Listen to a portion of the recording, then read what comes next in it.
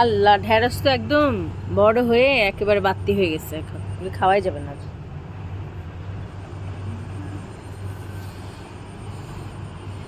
এই যে হাজারি গোলাপ, একদম ভরে ভরে আছে গোলাপ দিয়ে।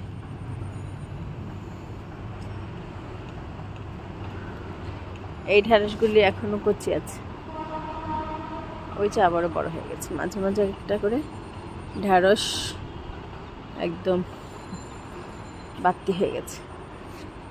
লেবু গাছে লেবু আসছে, কাগজি লেবু। এই সেই তুলসী গাছ, যেটাকে দেখলে মনে হয় জানি কোনো জঙ্গল কিছু একটা হয়ে আছে, কিন্তু না, এটা হচ্ছে একটা তুলসী গাছ। এটা বিদেশি জাতটা। তুলসী গাছটা অনেক বড়।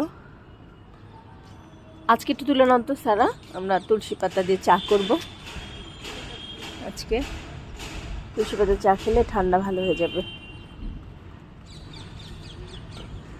ওই যে পাখি ডাকছে কিচিরমিচির। এটা কি ফুল, নাম তো জানি না, সুন্দর হয়ে আছে ফুলটা, দেখছো? এটা কি জানো? এটা কি গাছ বলে জানো? এটা কাঠগোলাপ। দেখো,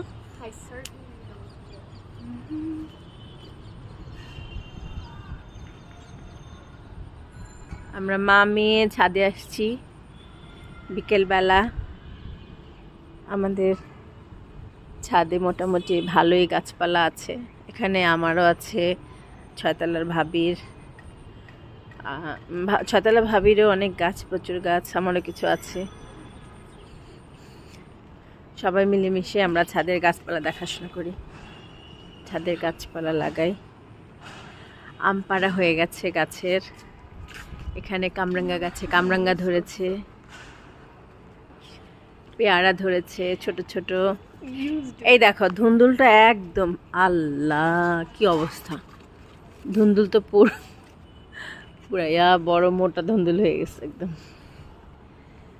আর এই যে নতুন পুঁই শাক, তো আমি কালকেই নিয়ে গেলাম। আবার পুঁই শাক আছে, একটা আগাছা হয়েছে, আগাছাটা ফেলে দিই। এটা কি মরিচ গাছটা জানি না কেমন হবে। এই যে দেখো মুকুল আসছে, এই যে দেখো সারা, নতুন মুকুল আসছে আমাদের গাছে। এই যে দেখো কলাও আসছে।